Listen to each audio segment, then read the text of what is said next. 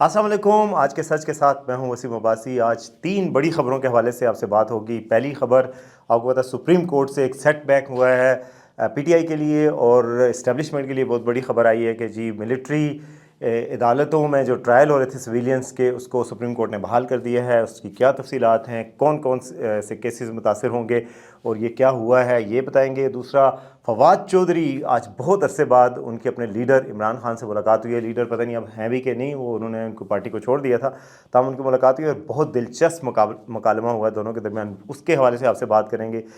और इमरान खान और शाह महमूद कुरैशी पे फ़र्द जुर्म भी आयद कर दी गई है साइफर केस में। और एक और बहुत बड़ा फ़ैसला किया गया है पंजाब की तरफ से कि पीटीआई के वो तमाम रहनुमा जो कि मफरूर हैं 9 मई के वाक़यात में, उन सब के शनाख्ती कार्ड अब ब्लॉक किए जा रहे हैं। कौन कौन से रहनुमा उसमें शामिल हैं, इस हवाले से भी आपसे बात करेंगे।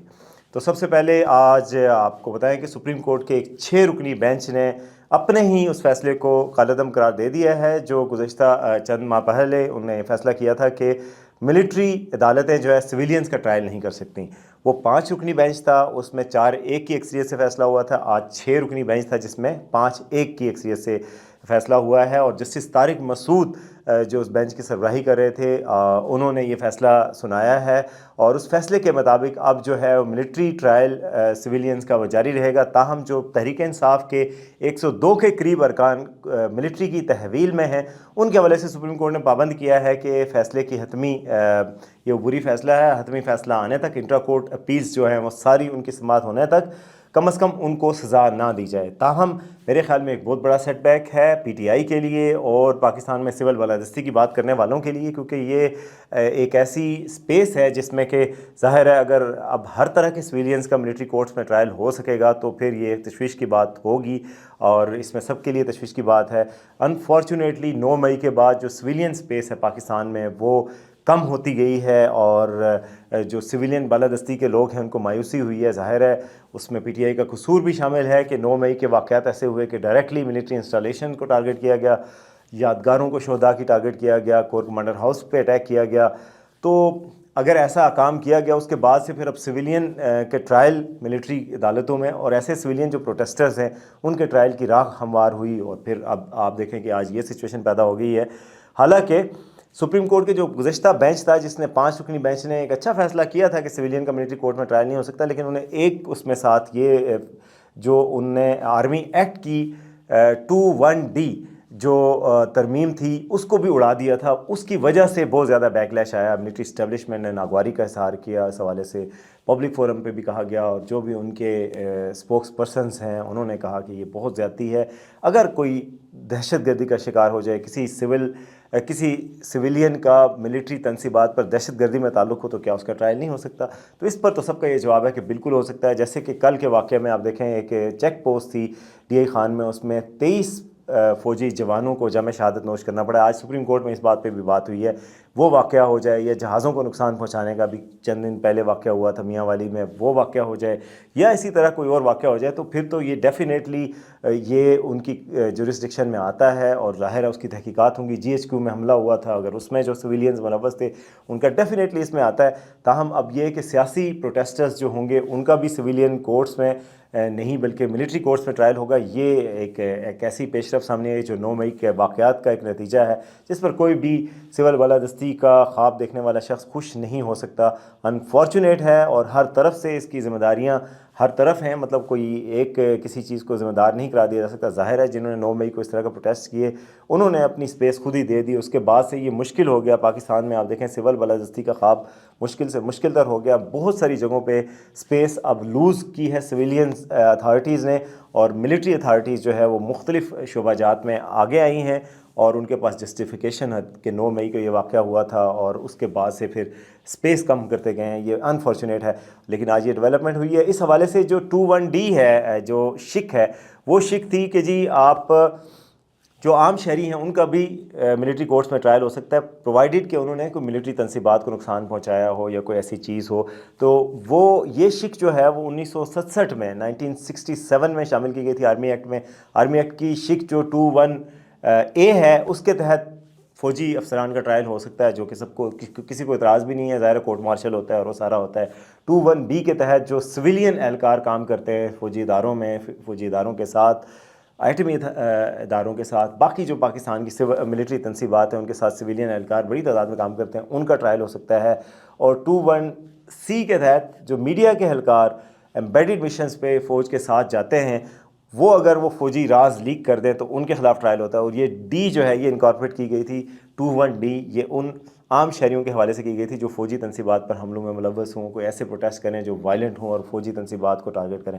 تو یہ شک بھی اب واپس ہو گئی ہے، اور اب جو ہے وہ سکھ کا سانس لیا ہوگا اسٹیبلشمنٹ نے، کیونکہ یہ ایک ایسی چیز تھی جو ان کو قابل قبول نہیں تھی. لیکن اس واقعے کی وجہ سے اور اس آج کے فیصلے کے بعد قاضی فائز عیسیٰ کے حوالے سے، جو چیف جسٹس ہیں ہمارے سپریم کورٹ کے، آنریبل چیف جسٹس قاضی فائز عیسیٰ کے حوالے سے سوالات اٹھنا شروع ہو گئے ہیں، کیونکہ وہ سول بالادستی کے بڑے حامی شمار کیے جاتے ہیں، اور انہوں نے پہلے اس پہ بہت بات بھی کی ہوئی ہے، فیض آباد ججمنٹ بھی ان کی آئی ہوئی ہے، اور ہمیشہ سے وہ کہتے رہے ہیں.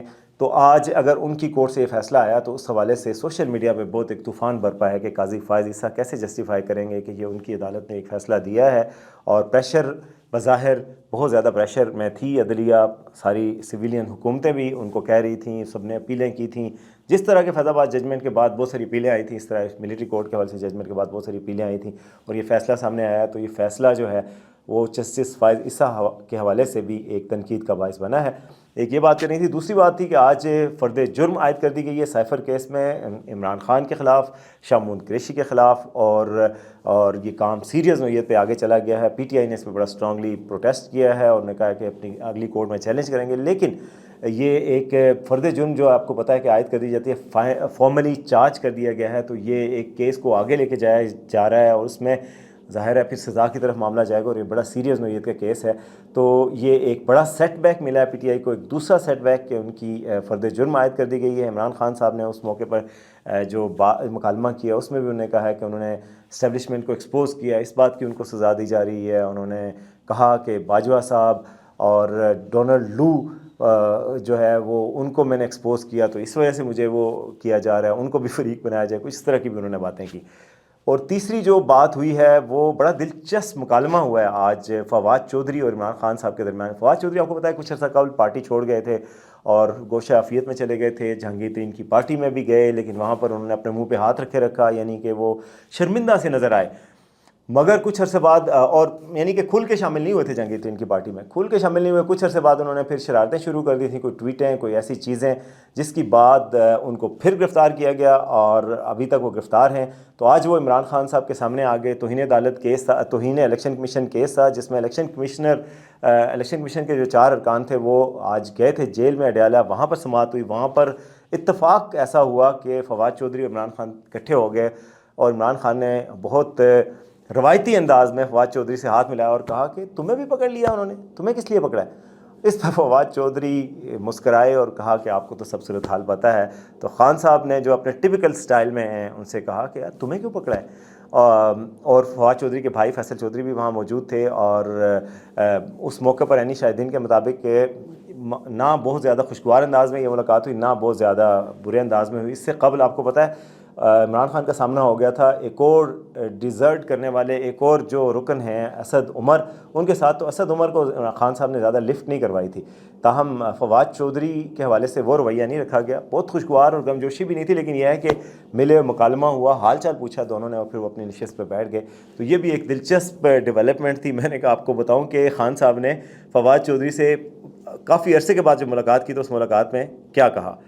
اچھا، ایک اور جو سیریس نوعیت کی بات ہے، اور وہ ہے آئی جی پنجاب کی طرف سے، ایک پنجاب پولیس کی طرف سے، لاہور پولیس کی طرف سے خط لکھا گیا ہے نادرا کو، نادرا چیئرمین نادرا کو، اور کہا گیا ہے کہ پی ٹی آئی کے جو رہنما مفرور ہیں اور 9 مئی میں ملوث ہیں ان کے شناختی کارڈ بلاک کیے جائیں. تو وہ آپ کو پتہ ہے کافی عرصے سے حماد اظہر، مراد سعید، اعظم سواتی اور دیگر ملزمان جو ہے، جو ان کے بقول ملزمان ہیں پولیس کے بقول، وہ کافی عرصے سے ان کی ریچ سے باہر تھے. کبھی کبھی میسیجز آ جاتے تھے، مگر اب انہوں نے ان کے خلاف ایک انتہائی قدم اٹھاتے ہوئے کہا کہ ان کی ظاہر ہے بلاک کر دیے جائے آئی ڈی کارڈ. تو اس سے بہت سارا فرق پڑتا ہے، آپ کی جو باقی سروسز ہوتی ہیں، بینک کی سروسز اور باقی سروسز، وہ متاثر ہوتی ہیں. تو یہ ایک سیریس نوعیت کا اقدام کیا گیا ہے. اور لاہور پولیس نے جو نادرا کو خط لکھا اس میں کہا کہ 9 مئی کے اشتہاریوں کے خلاف سنگین الزامات ہیں اور ان کے خلاف اقدامات بھی سنگین اٹھائے جائیں. اور ان اشتہاریوں کے شناختی کارڈ بلاک کیے جائیں۔ کہا گیا کہ 18 اشتہاری ملزمان شامل تفتیش ہوئے، نہ ہی انسداد دہشت گردی عدالت میں پیش ہوئے۔ اس خط میں یہ کہا گیا اور کہا گیا کہ ان 18 اشتہاری ملزمان میں مراد سعید، اعظم سواتی، حماد اظہر، اسلم اقبال، کرامت کھوکھر، علی امین گنڈا پور، واسق قیوم عباسی، حالانکہ واسق قیوم عباسی نے کچھ دن پہلے توبہ کر کے واپس 9 مئی سے لا تعلقی کا اظہار کیا، شاید ان کا شناختی کارڈ نہ بلاک ہو۔ واسق قیوم عباسی کے علاوہ مسرت جمشید چیمہ، زبیر نیازی، ملک ندیم عباس، غلام محی الدین دیوان ہیں، یہ وہ لوگ ہیں جن کے شناختی کارڈ بلاک کرنے کے حوالے سے بات کی گئی ہے۔ تو یہ ایک سیریس نوعیت کا قدم ہے۔ اب دیکھتے ہیں کہ یہ لوگ اس کو کس طرح رسپونڈ کرتے ہیں۔ تو 3 یہ بڑی ڈیولپمنٹس تھیں کہ سائفر کیس میں آج فرد جرم عائد ہو گئی، ملٹری کورٹس کے حوالے سے فیصلہ آ گیا اسٹیبلشمنٹ کے حق میں اور پی ٹی آئی کے خلاف، اور اس کے ساتھ ساتھ جو نادرا کے حوالے سے خط لکھا گیا ہے کہ نادرا جو ہے شناختی کارڈ بلاک کرے پی ٹی آئی کے ان مفرور رہنماؤں کا۔ یہ ڈیولپمنٹس تھیں۔ کل مزید ڈیولپمنٹس کے ساتھ آپ کے پاس حاضر ہوں گے۔ دیکھتے رہیے آج کا سچ۔